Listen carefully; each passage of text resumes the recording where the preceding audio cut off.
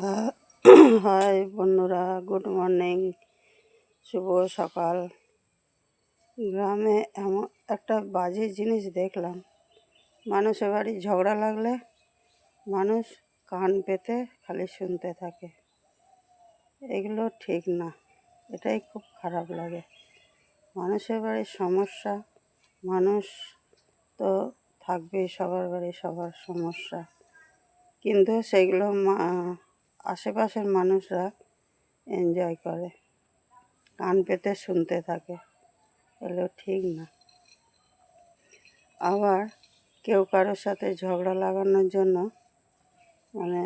ব্যস্ত থাকে। মানুষ মানুষের সাথে খালি ঝগড়া লাগাবে। গ্রামে শহরে এটা আছে। ঠিক আছে বন্ধুরা, যদি ভালো লাগে আরতি ব্লগে